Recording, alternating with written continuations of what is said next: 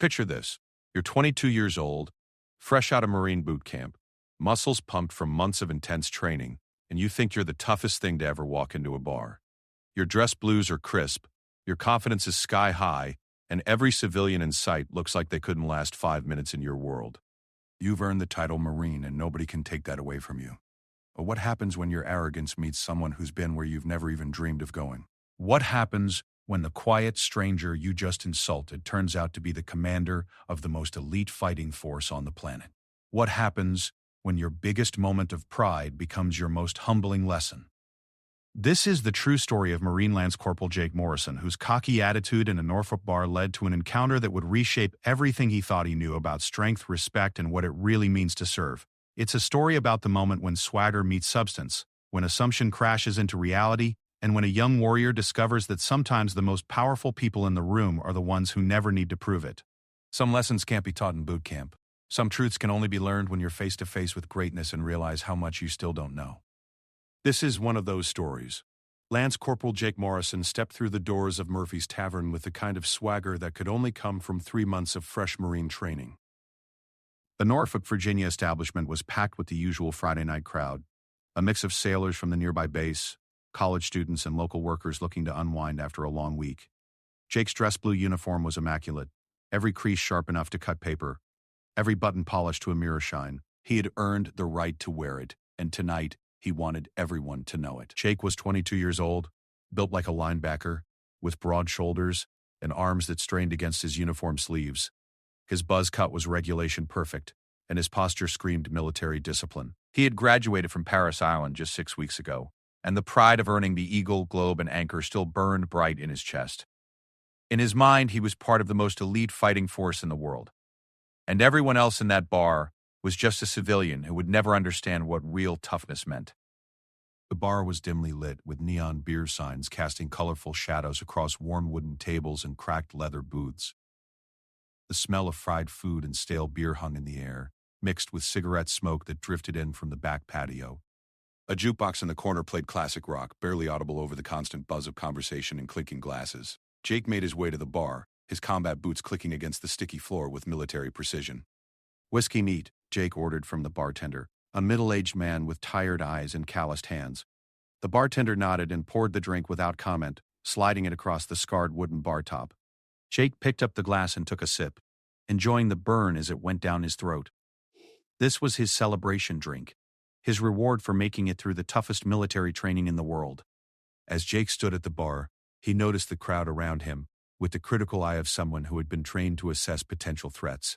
There were groups of sailors in their dress whites, looking clean and pressed, but somehow less intimidating than Jake felt in his Marine uniform. College kids clustered around high-top tables, laughing too loud and drinking too much.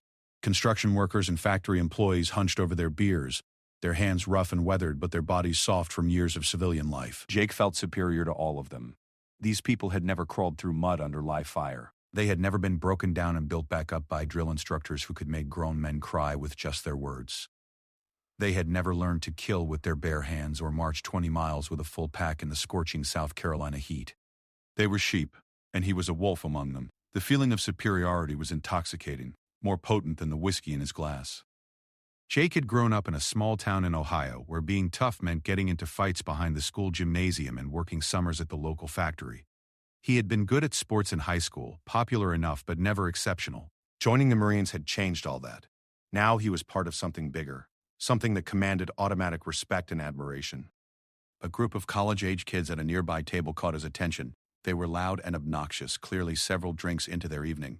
One of them, a skinny kid with shaggy hair and expensive-looking watch, was bragging about his father's business connections and how he was going to graduate with an MBA and make more money than anyone else in the bar. His friends laughed and egged him on, raising their beer bottles in mock toasts to their friend's future success. Jake felt a surge of disgust.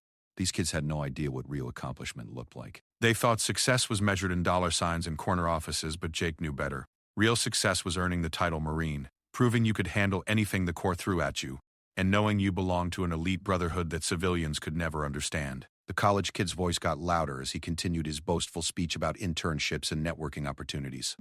"I mean, let's be honest," the kid slurred, gesturing wildly with his beer bottle. "Anyone can get a government job these days. Military, post office, DMV. It's all the same. Just show up, follow orders, collect a paycheck. No real skill required. The comment hit Jake like a slap across the face. His jaw tightened and his hand gripped his whiskey glass so hard his knuckles turned white.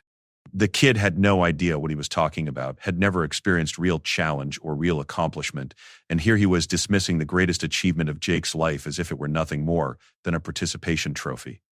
Jake drained his whiskey in one burning gulp and slammed the glass down on the bar harder than necessary.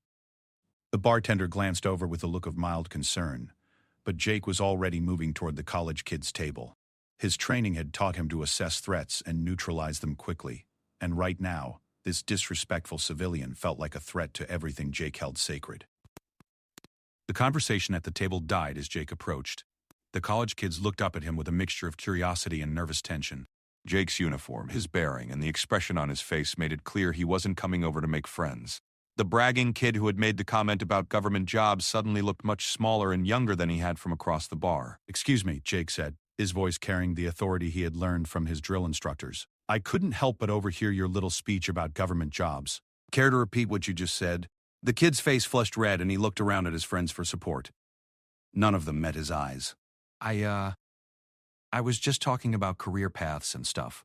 Nothing personal, man." "Nothing personal?" Jake's voice rose slightly, drawing attention from nearby tables. "You just said anyone can get a military job, that no real skill is required. You think what I do is just showing up and following orders?" The confrontation was attracting more attention now. Conversations at neighboring tables stopped as people turned to watch the drama unfold. The bartender had noticed the situation and was keeping a close eye on Jake, ready to intervene if necessary. But Jake was beyond caring about the audience. All he could think about was this disrespectful civilian who had insulted everything he had worked for.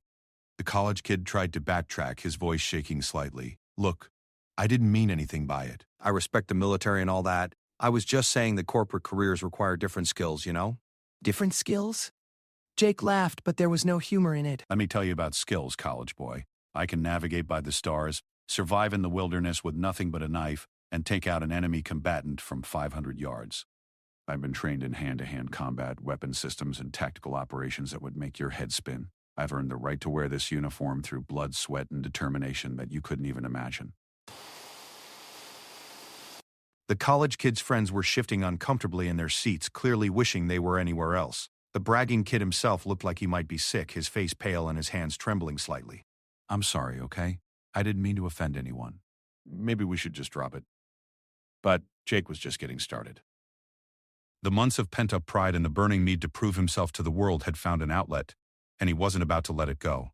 This was his moment to show everyone in the bar what a real Marine looked like, what real toughness meant. He leaned in closer to the table, his presence intimidating and overwhelming. "You want to drop it just like that?" Jake's voice was low and menacing. "You insult everything I stand for, everything I've worked for, and then you want to just drop it? That's not how this works, kid. In my world, when you disrespect someone, there are consequences." The tension in the bar was thick enough to cut with a knife. Other patrons had stopped their conversations entirely to watch the confrontation unfold. Some looked excited at the prospect of a fight, while others appeared nervous about the potential violence. The bartender had moved closer, his hand hovering near the phone, ready to call for backup if needed. Jake could feel the adrenaline coursing through his veins, the same rush he had felt during combat training exercises at Paris Island. This was what he lived for, the moment when his training and toughness would be put to the test. He had been spoiling for a fight ever since graduating from boot camp, itching to prove that his Marine training made him superior to every civilian he encountered. The college kid was clearly terrified now, his youthful arrogance completely evaporated in the face of Jake's intimidating presence. "Please, man, I apologize. I was wrong to say that. Can't we just call it even?" Jake straightened up to his full height, towering over the seated college students. His chest puffed out with pride and barely contained aggression. "Even? You think an apology makes us even? You've got a lot to learn about respect, boy. Maybe it's time someone taught you a lesson about running your mouth when you don't know what you're talking about." The crowd around them had grown larger, forming a loose circle around the confrontation. Jake could feel their eyes on him, could sense their anticipation.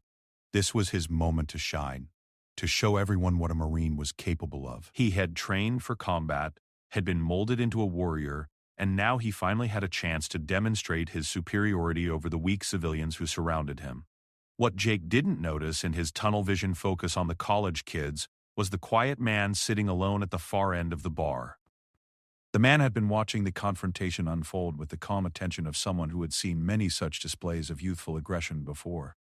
He was older than Jake, probably in his 40s, with graying hair and weathered hands wrapped around a beer bottle. His clothes were casual, unremarkable, the kind of outfit that would blend into any crowd without attracting attention.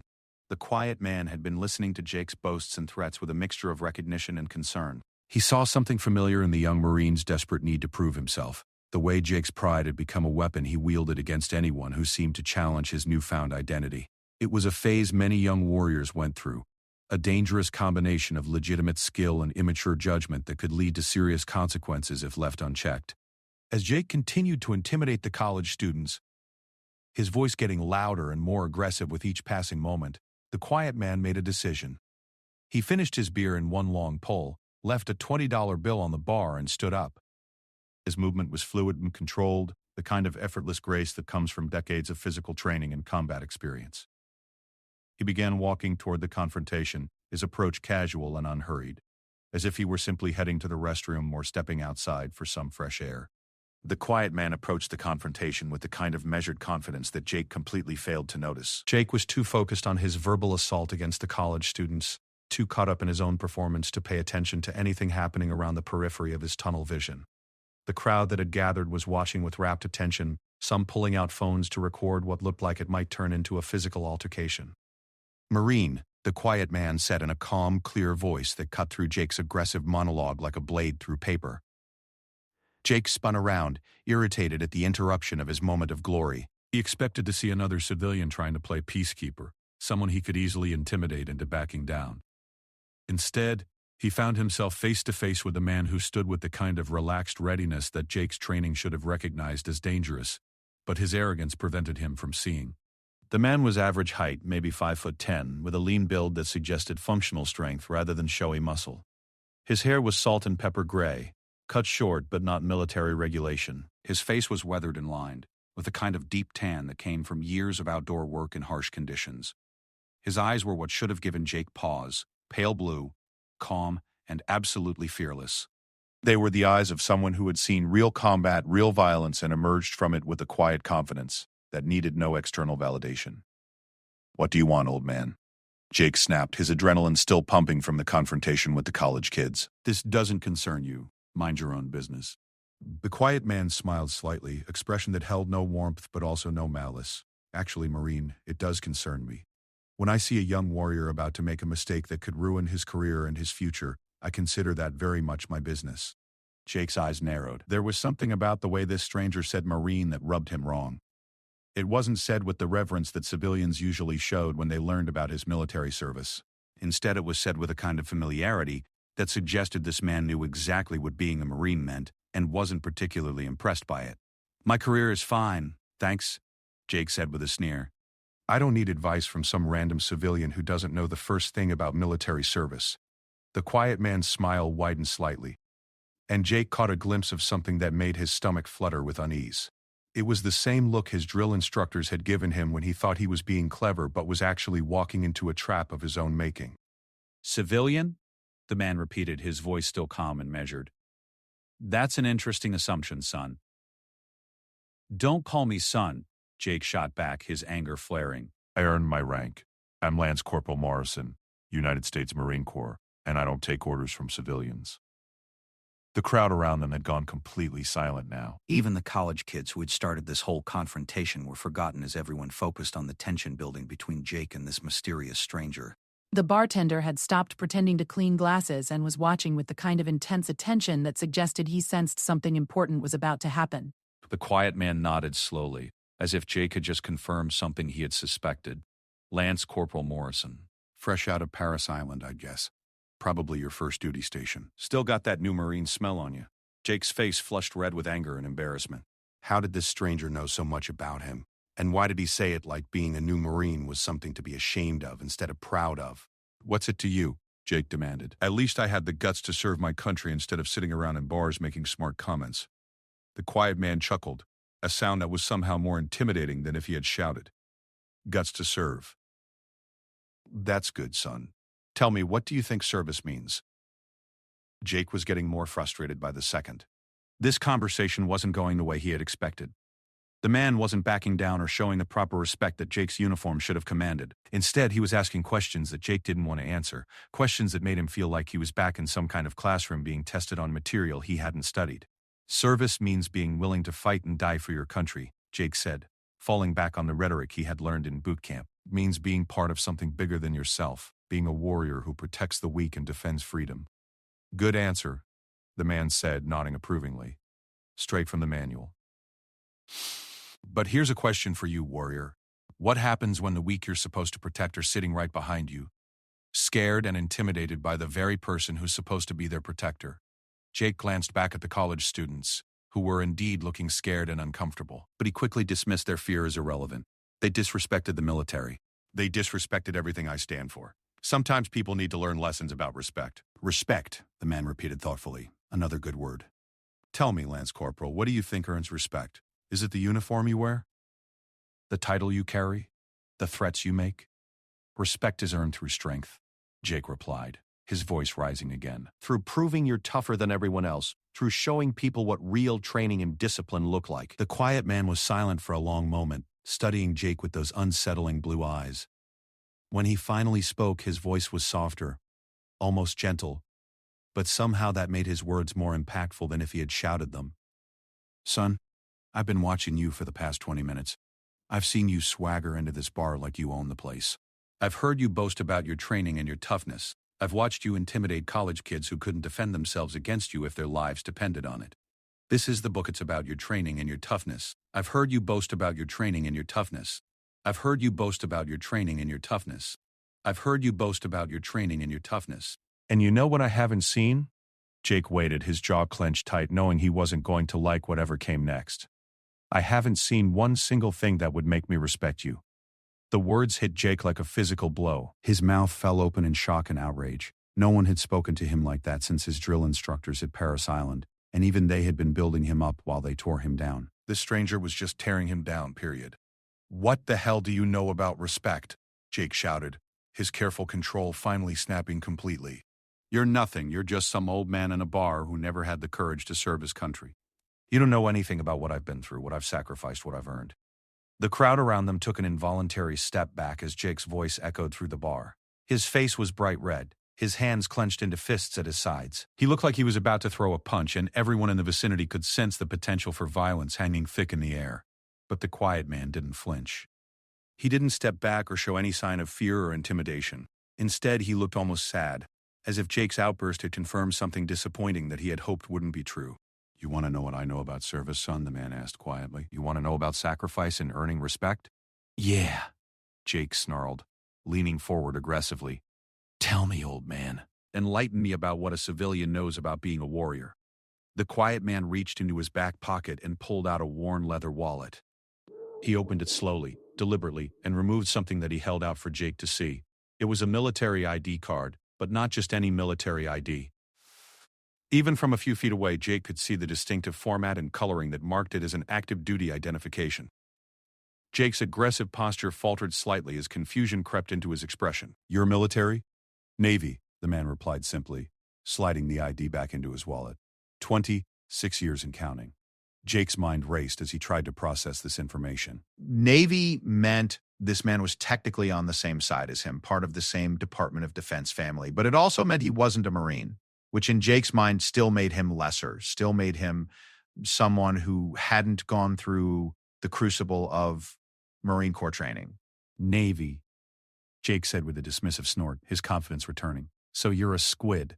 That explains why you don't understand what being a real warrior means. You guys play sailor while we Marines do the real fighting. The reaction from the crowd was immediate and audible. Several people gasped, and Jake heard someone whisper, "Oh shit," under their breath. Even the college kids, despite their own fear, looked shocked at Jake's disrespectful comment. But Jake was too caught up in his own superiority to notice the crowd's reaction or the dangerous shift in the quiet man's expression. The man's calm facade didn't crack, but something cold and predatory flickered behind his pale blue eyes.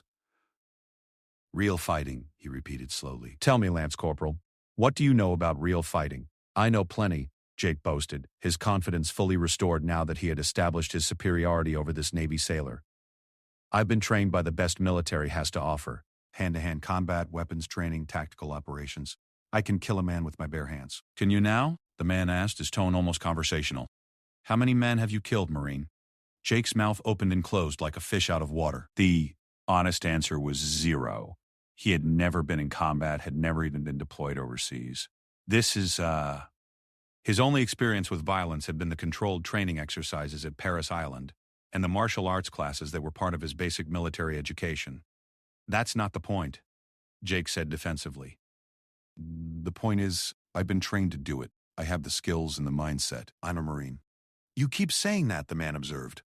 Like it's some kind of magic word that makes you special. But here's what I see when I look at you, son.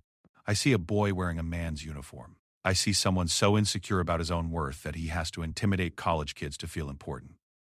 I see a warrior in training who thinks finishing boot camp makes him a finished product. Jake's anger was building again, but now it was mixed with something else. Doubt. This man's words were hitting too close to home, striking at insecurities that Jake had buried deep beneath layers of Marine Corps pride and bravado. You don't know me, Jake said.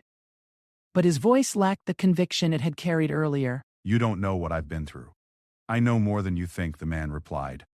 I know you're from a small town where being tough meant being the biggest fish in a very small pond. I know you joined the Marines to prove something to yourself and everyone else. I know you're so desperate for respect that you're willing to bully civilians to get it.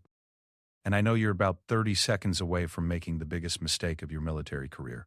The accuracy of the man's assessment was terrifying. Jake felt exposed.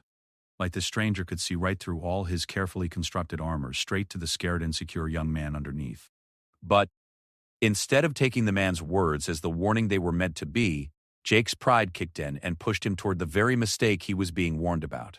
Biggest mistake of my career? Jake laughed harshly. The only mistake I'm making is wasting my time talking to some broken-down old sailor who thinks he can lecture me about being a warrior. Maybe you need a reminder about which branch of service produces real fighters. Jake took a step closer to the man, his hands clenched into fists, his body language screaming aggression and threat. The crowd around them tensed, sensing that the verbal confrontation was about to turn physical. The bartender's hand moved toward the phone, ready to call the police if necessary. But the quiet man just stood there, relaxed and ready, watching Jake approach with the kind of calm attention that a professional fighter gives to an amateur who's about to embarrass himself. There was no fear in his eyes, no tension in his body, just a quiet confidence that spoke of experience Jake couldn't even imagine. The moment stretched like a rubber band about to snap. Jake stood there with his fists clenched, his whole body coiled for a fight that every instinct told him he needed to win. The quiet Navy man remained perfectly still, but there was something in his posture that reminded Jake of a coiled spring relaxed on the surface but ready to explode into action at the first sign of aggression. Last chance, son, the man said quietly, his voice carrying just enough authority to make Jake hesitate, walk away. Go back to your base. Sleep off whatever it is that's eating at you. Don't let your pride write a check your future can't cash. But Jake was too far gone, too committed to his course of action to back down now. In his mind, backing down would be admitting weakness. Admitting that this old sailor was somehow superior to him. That was unacceptable. Everything Jake believed about himself, everything he had built his new identity on, depended on proving his superiority in this moment. I don't take orders from squids. Jake snarled, taking another step forward. Maybe it's time someone taught you about the Marine Corps food chain. The man sighed deeply, a sound filled with disappointment and resignation. Okay, Marine, but before you do something that can't be undone, let me ask you one more question. Do you know what DEDHERU is? Jake paused, thrown off by the unexpected question. What? DevGru, the man repeated patiently. Development Group, also known by some other names. SEAL Team 6. Naval Special Warfare Development Group. Ring any bells? A cold chill ran down Jake's spine, but he pushed it away. Everyone had heard of SEAL Team 6, the elite Navy unit that had taken out Osama bin Laden. But this couldn't be what the man was implying. SEAL Team 6 operators were legendary warriors, the most elite soldiers on the planet. They didn't sit alone in Norfolk bars, drinking beer and getting into arguments with drunk Marines. Yeah, I've heard of them, Jake said, forcing a laugh. What's your point? You gonna tell me you're a SEAL now? Right after you told me you were just Navy? I am Navy, the man replied calmly. SEALs are Navy. And yes, that's exactly what I'm telling you. Jake stared at him, searching his face for any sign that this was some kind of joke or bluff. But the man's expression was completely serious, completely calm. There was no boasting in his voice, no attempt to intimidate or impress. He had stated it as simply as someone might mention their job at an office or their hometown. Bullshit, Jake said, but there was less conviction in his voice now. You don't look like a SEAL. You're too old, too ordinary. SEALs are supposed to be these huge muscular guys who look like action heroes. The man chuckled, and for the first time since the confrontation began, there was genuine amusement in his voice. Son, if you think SEALs are supposed to look like action heroes, you've been watching too many movies. The best operators are the ones who can blend into any crowd, the ones who look so ordinary that nobody gives them a second glance. We're not supposed to stand out. We're supposed to be invisible until the moment we need to be anything but. Jake's mind was reeling. Everything about this conversation had gone wrong from the very beginning. But now it was spiraling into territory that terrified him. If this man was telling the truth, if he really was a member of SEAL Team 6, then Jake wasn't just confronting some random sailor. He was about to pick a fight with one of the most dangerous human beings on the planet. Prove it, Jake said desperately, clinging to the hope that this was all some elaborate bluff. Anyone can claim to be a SEAL. Show me some proof. The man reached into his wallet again and pulled out another ID card. This one was different from the military ID he had shown before. It was black with gold lettering, and even from a distance Jake could see the distinctive trident symbol that marked it as a SEAL identification. But more than that, Jake could see the man's rank insignia in the photo. Commander Michael Torres, the man said, handing the ID to Jake so he could examine it more closely. Naval Special Warfare Development Group, commanding officer. Jake's hands shook as he held the ID card. The photo was definitely the man standing in front of him, and the credentials looked absolutely authentic. But it was the rank that hit him like a sledgehammer to the chest. Commander, this wasn't just any SEAL. This wasn't even just any SEAL Team 6 operator. This was the commanding officer of the most elite special operations unit in the American military. The crowd around them had gone dead silent. Several people had their phones out, but they weren't recording anymore. They were just staring in shocked silence at the drama unfolding before them. The college kids who had started this whole mess looked like they wanted to crawl under their table and disappear. Jake handed the ID back, with trembling fingers. His earlier bravado completely evaporated. He felt like he was going to be sick. This is what, in the span of 5 minutes, he had gone from feeling like the toughest person in the bar to realizing he had been trying to pick a fight with someone who could probably kill him with a pencil. Holy shit, Jake whispered, the profanity slipping out before he could stop it. You're really him. You're really the commander of SEAL Team 6. Commander Torres slipped the ID back into his wallet with the same calm efficiency he had shown throughout the entire confrontation. I really am. And now that we've established that, maybe we can have a real conversation instead of this pissing contest you've been trying to start. Jake's legs felt weak, and he had to fight the urge to sit down right there on the bar floor. Everything he thought he knew about himself, about his place in the military hierarchy, about his own toughness and importance had just been completely shattered. He had spent the entire evening acting like he was the apex predator in the room, only to discover that he had been in the presence of an actual apex predator the whole time. I'm sorry, Jake stammered, his voice barely audible. I didn't know. I thought you were just some civilian trying to cause trouble. I didn't mean any disrespect. Commander Torres studied him for a long moment, those pale blue eyes seeming to look right through him. When he finally spoke, his voice was gentler than it had been throughout the confrontation, but it still carried unmistakable authority. Son, the fact that you didn't know who I was isn't the problem. The problem is how you acted when you thought I was just some civilian. The problem is that you think wearing that uniform gives you the right to intimidate people who can't defend themselves. The problem is that you've confused being a Marine with being a bully. Each word hit Jake like a physical blow. He could feel tears starting to form in his eyes, and he blinked rapidly to try to keep them from falling.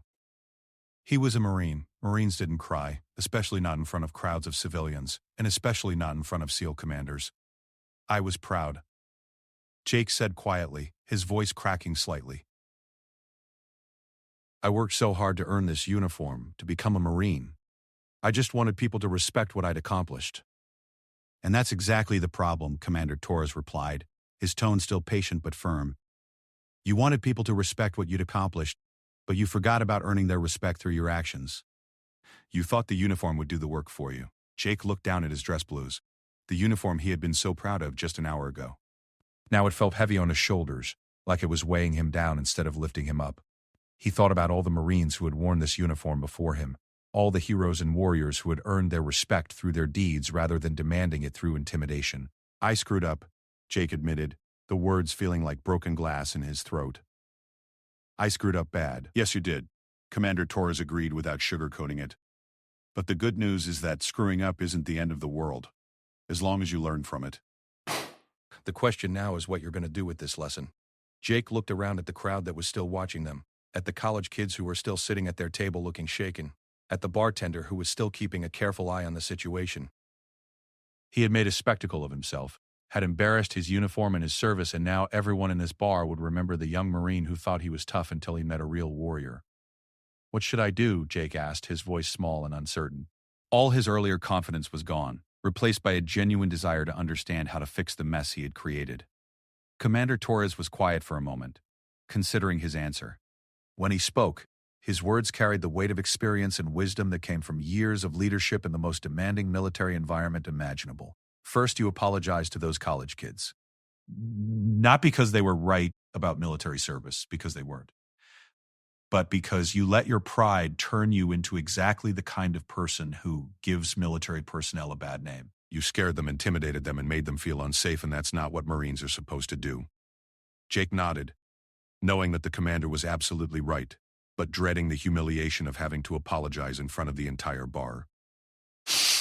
Second, Torres continued, you take a long, hard look at why you felt the need to prove yourself to a bunch of strangers in a bar. Being a Marine is about service, not about being served. It's about protecting people, not intimidating them. It's about being humble enough to know that earning the uniform is just the beginning, not the end. And third, Jake asked, sensing there was more coming. Commander Torres smiled, and this time there was warmth in it, the kind of expression a mentor might give to a student who was finally starting to understand an important lesson.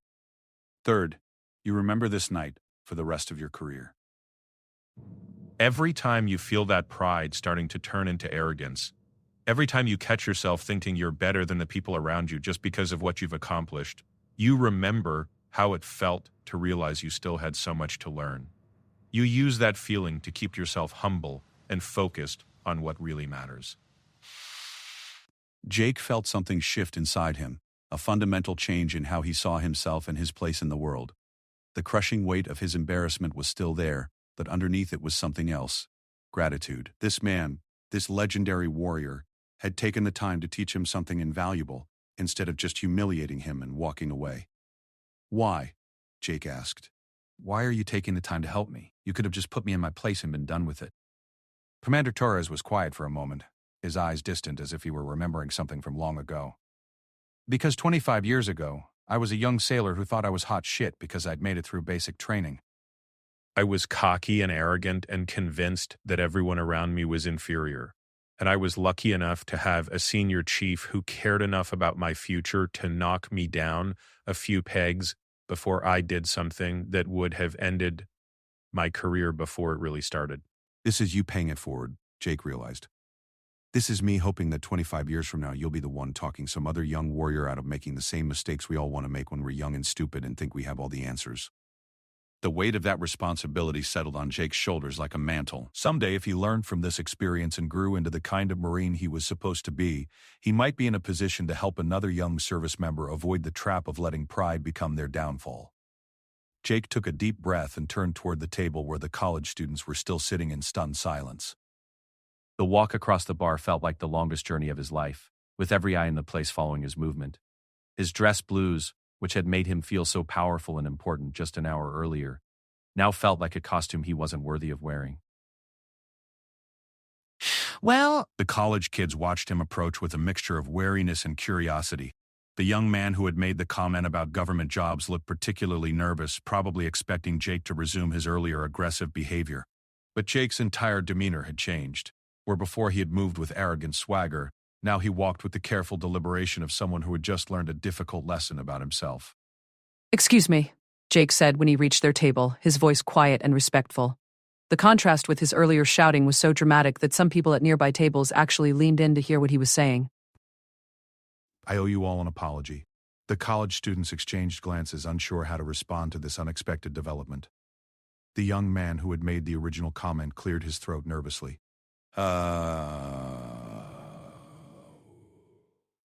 Okay. Thanks, I guess. No, Jake said, shaking his head. Not just, thanks, I guess. I owe you a real apology.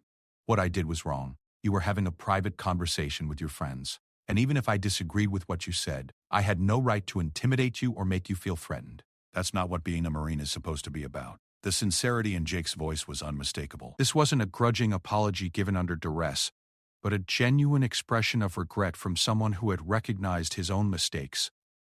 The college student's expression softened slightly, and some of the tension left his shoulders. I appreciate that, the young man said, his voice steadier now. And for what it's worth, I was talking out of my ass about military service. I don't really know anything about what you guys go through. I was just trying to sound important in front of my friends. Jake nodded, understanding that feeling all too well. We were both trying to prove something we shouldn't have needed to prove. The difference is, I'm supposed to be trained to handle situations better than I did tonight. One of the other college students, a young woman who had been silent throughout the earlier confrontation, spoke up. Thank you for apologizing. It takes courage to admit when you're wrong, especially in front of all these people. The comment hit Jake harder than any insult could have. Here was this civilian, someone he had dismissed as weak and unworthy of respect, showing him more grace and understanding than he had shown anyone else all evening. It was another reminder of how backwards his thinking had been, how much he still had to learn about what strength really looked like. Thank you, Jake replied. That means more than you know. He started to turn away, but the young man who had made the original comment called out to him. Hey, Marine, for what it's worth, I do respect what you guys do. I may not understand it, and I may have said something stupid, but I know it takes guts to serve.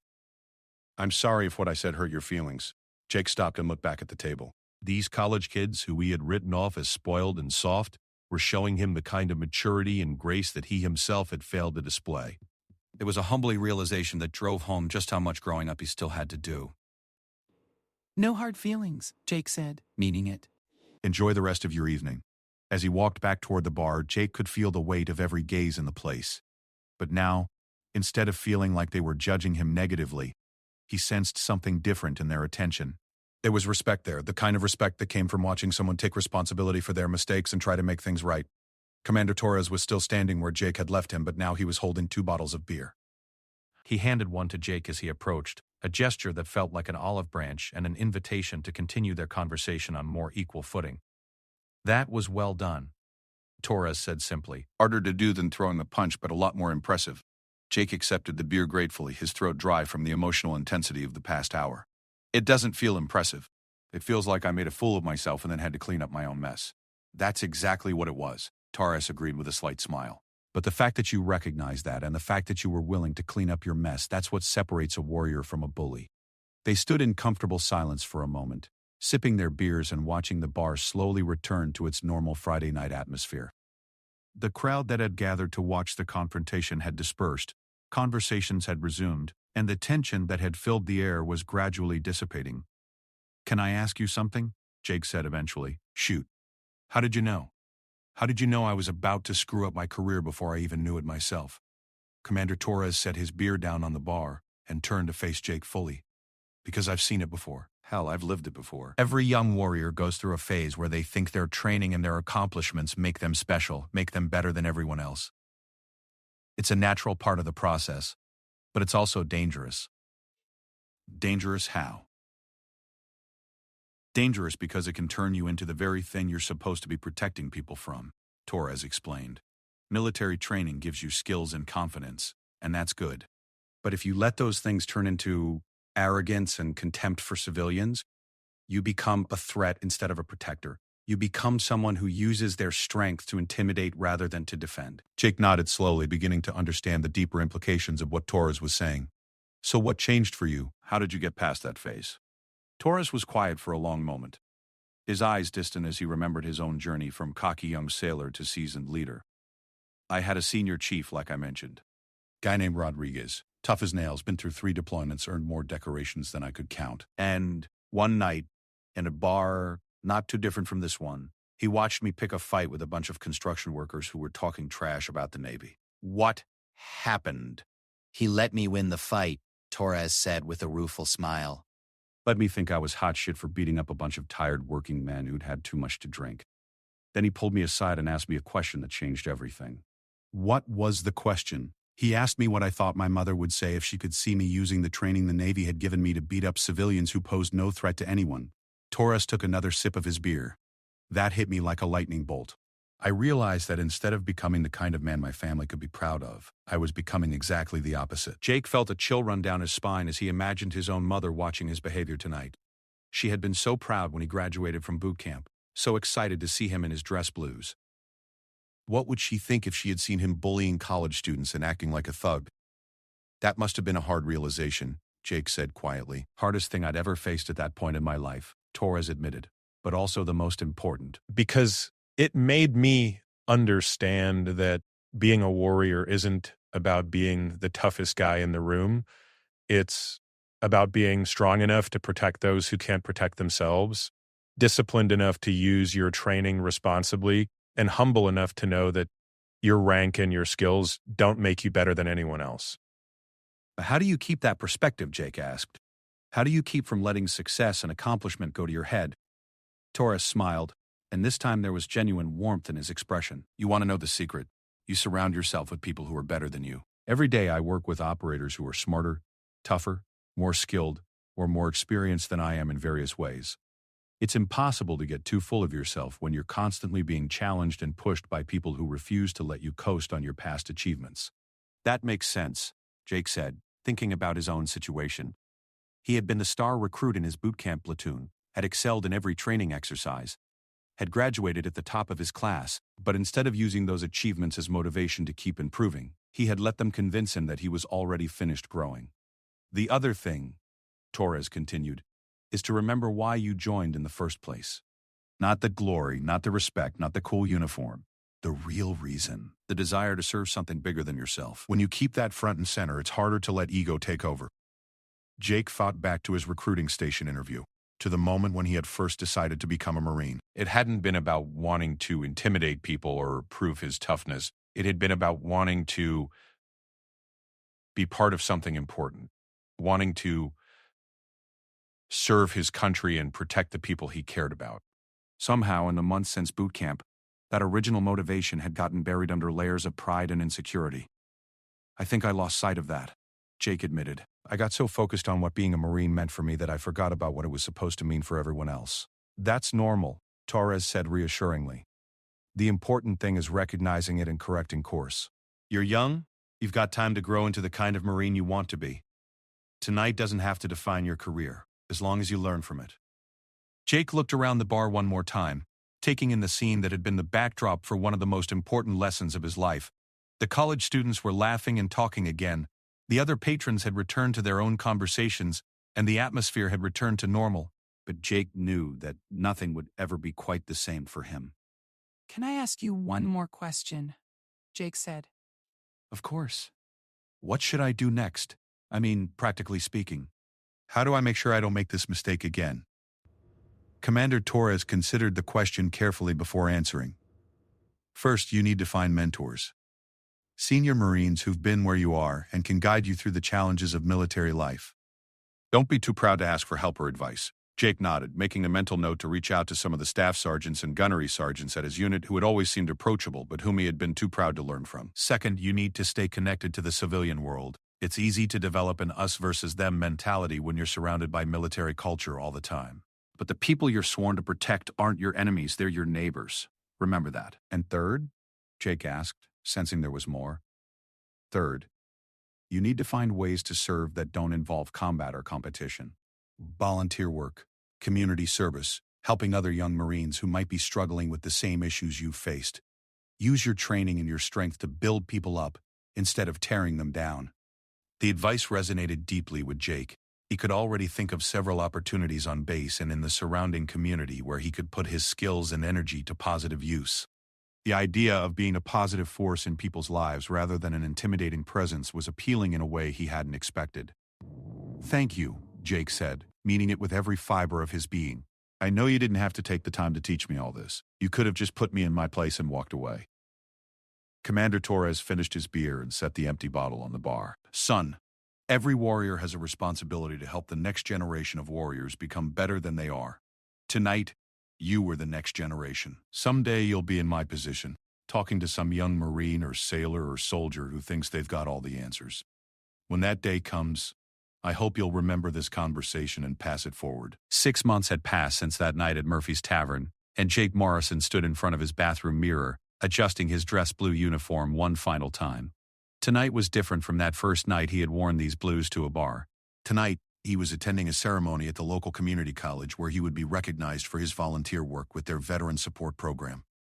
The young Marine looking back at him from the mirror bore little resemblance to the cocky, arrogant kid who had swaggered into that Norfolk bar half a year ago. Physically, he looked much the same, still tall, still muscular, still carrying himself with military bearing.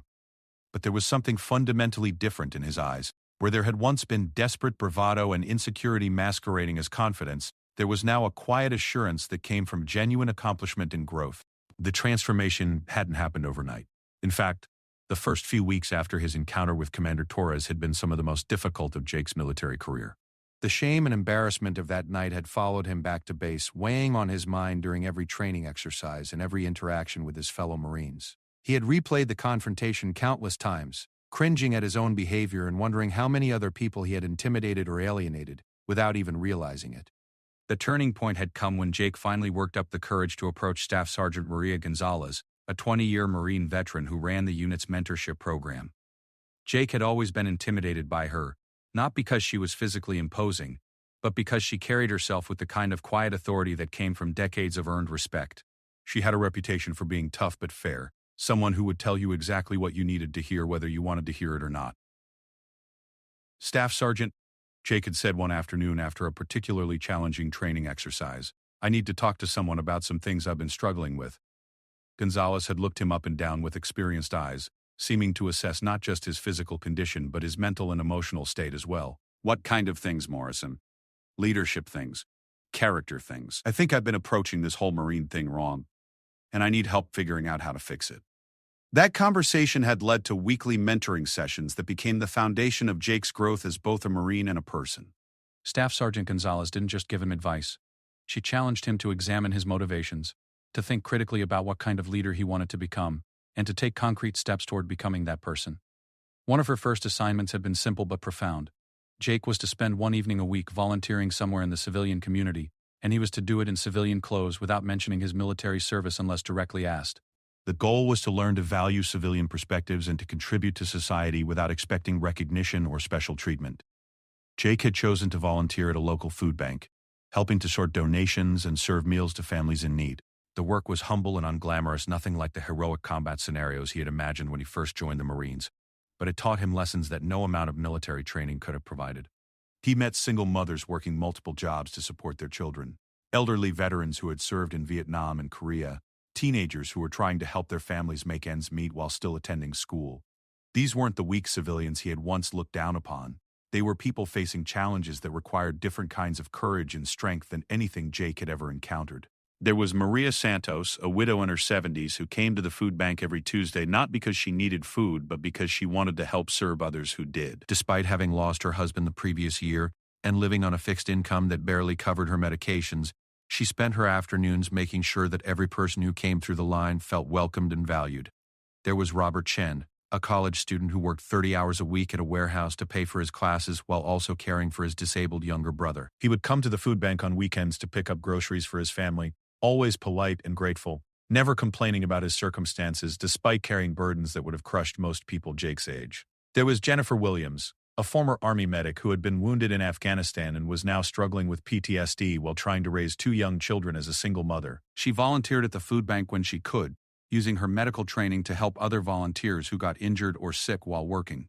These encounters forced Jake to confront his own prejudices and assumptions about civilian life.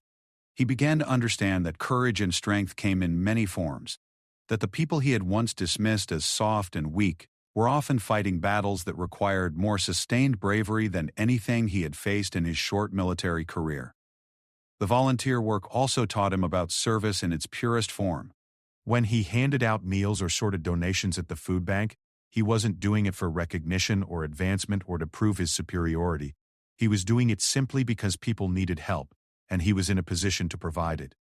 It was service without glory, contribution without fanfare, and it gave him a deeper understanding of what it meant to serve something greater than himself. As Jake's perspective on civilian life changed, so did his relationships with his fellow Marines. He stopped trying to compete with everyone around him and started looking for ways to support and encourage his peers. When newer Marines arrived at the unit, instead of hazing them or trying to establish his dominance, Jake took them under his wing and helped them navigate the challenges of military life. He became known as someone who could be trusted with problems and concerns, a peer who would listen without judgment and offer practical advice without condescension. His fellow Marines began to seek him out when they were struggling with personal issues, financial problems, or conflicts with leadership. Jake discovered that being someone others could rely on was far more satisfying than being someone others feared. His transformation was noticed by his superiors as well. Staff Sergeant Gonzalez began giving him leadership opportunities that would have been unthinkable 6 months earlier. He was put in charge of training new recruits, organizing community outreach events, and representing the unit at local civilian functions. Each new responsibility taught him more about what real leadership looked like, not domination or intimidation, but inspiration and service. The most significant test of Jake's growth came 4 months after his encounter with Commander Torres. He was at another bar, this time with a group of fellow Marines celebrating a successful training exercise. The atmosphere was relaxed and friendly, with Marines from different units mingling and sharing stories about their experiences. Jake was engaged in conversation with a Navy corpsman who had just returned from a deployment to the Middle East when he overheard a familiar sound from across the bar. A young Marine, probably fresh out of boot camp just like Jake had been, was loudly berating a group of college students who had apparently made some comment about military spending that the Marine found offensive. The scene was almost identical to Jake's own confrontation 6 months earlier. The young Marine was standing over the college students in an intimidating manner, his voice raised, his body language aggressive. The civilians looked scared and uncomfortable, clearly regretting whatever comment had sparked the confrontation. Other patrons were starting to notice the disturbance, and Jake could see the bartender reaching for his phone. For a moment, Jake was transported back to that night at Murphy's Tavern, remembering how it had felt to be consumed by anger and pride, how satisfying it had seemed to intimidate people who couldn't defend themselves. But now, looking at the scene from the outside, he could see how pathetic and self-destructive that behavior really was. Without hesitation, Jake excused himself from his conversation and walked across the bar toward the confrontation. He approached from the side, coming into the young Marine's peripheral vision, without appearing threatening or aggressive. When he was close enough to be heard clearly, he spoke in a calm, respectful voice. "Marine," Jake said, using the same tone that Commander Torres had used with him. "Can I talk to you for a minute?" The young Marine turned toward Jake, irritation clear on his face. "What do you want? This doesn't concern you." Jake smiled slightly, remembering how those exact words had come out of his own mouth not so long ago. "Actually, it does concern me. When I see a fellow Marine about to make a mistake that could hurt his career and his future." The parallel was so exact that Jake almost laughed, but instead he focused on the young Marine in front of him, a kid who was probably 19 or 20, muscular and proud and desperate to prove himself, just like Jake had been.